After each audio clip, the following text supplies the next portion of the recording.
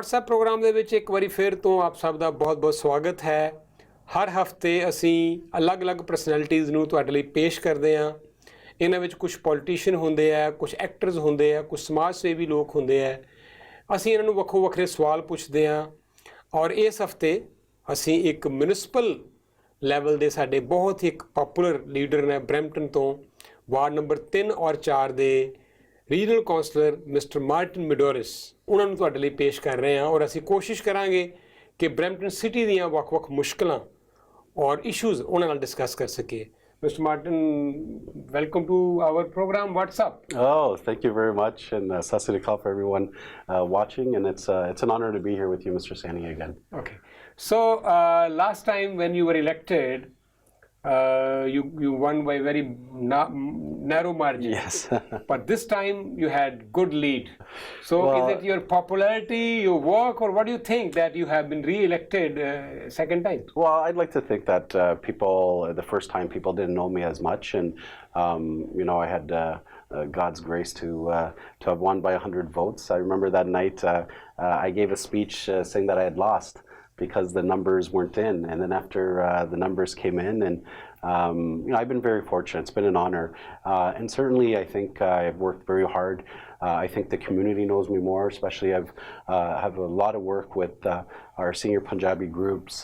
I've really learned more about the culture. It's enriched me. It's made new friends, and I think people have recognized the hard work I've done. Mr. John Sanderson was a very popular municipal leader, so defeating him was a real challenge for you? Yeah, I think a lot of people didn't expect for me to win, which I was surprised.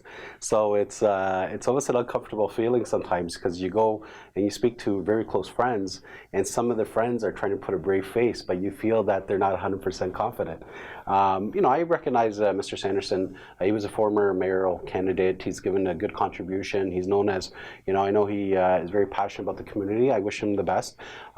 But I think that the city of Brampton and the residents and people Ward 3 and 4 knew that it was time to move on. It was time for us to keep going forward, not look back. And I'm just very thankful that they've restored confidence in me, and I don't take it for granted. Every day, a politician's life is almost the expression is, what have you done for me lately?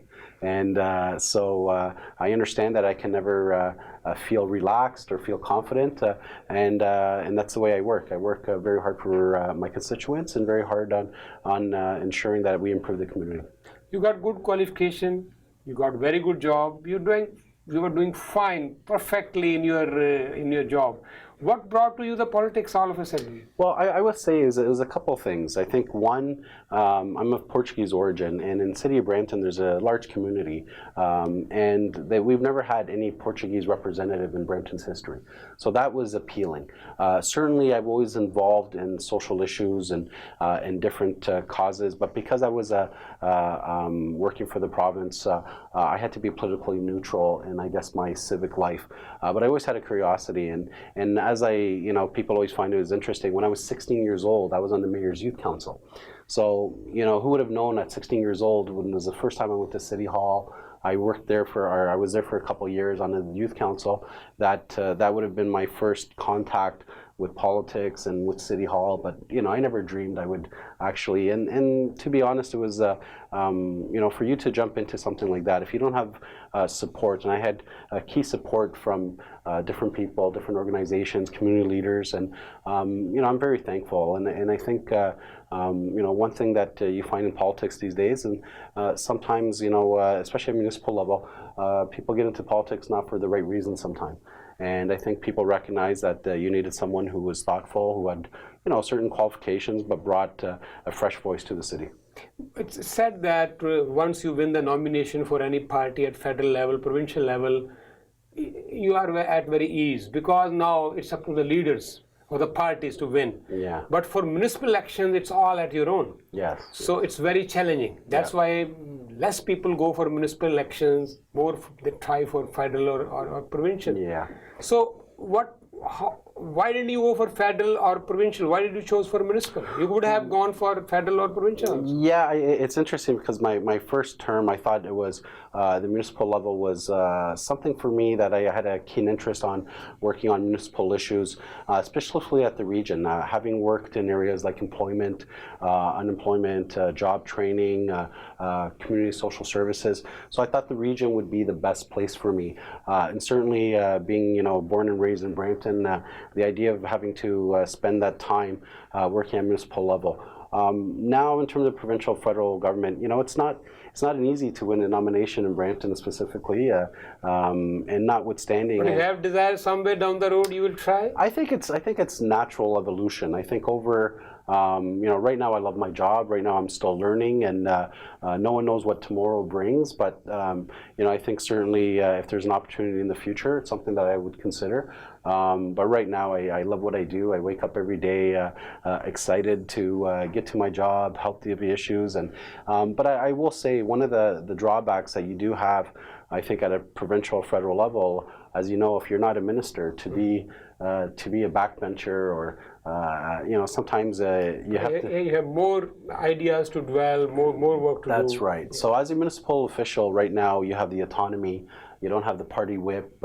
I'm an independent thinker. People know me as being sometimes very brash in council. I get very passionate about issues, and so that really excites me and what I'm doing. And I still think that I'd hate to leave after 1 or 2 terms when I haven't got the job done. We're trying to get the university launched. We're trying to get to better transit. The city's growing. It's exploding.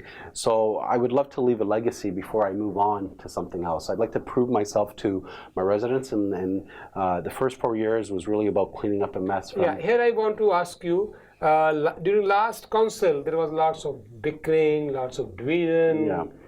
So many things were happening. That was your first term. Yeah. Now you're in your second term. You learned a lot during the last 4 years. So how you are taking this new council?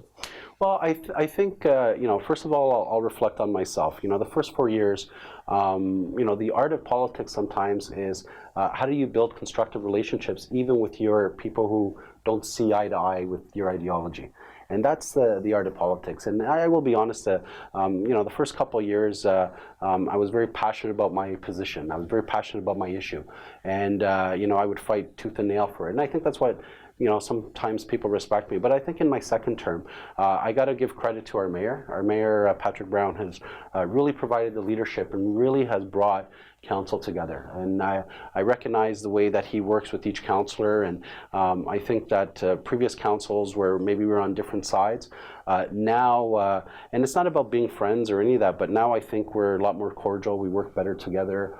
We share ideas, we have more communication, and we respect each other. And I think the previous term, but we had different issues. That's another. The situations were different. We had a big issue around LRT.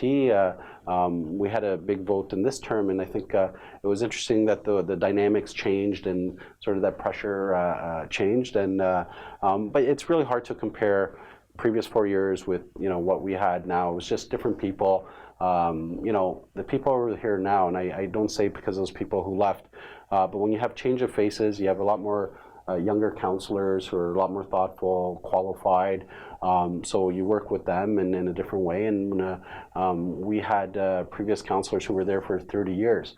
So they were set in their ways in terms of what they thought was for the city. So that sometimes was a little bit of a challenge to work with them. So last time you were newcomer, you had senior members with you in the council.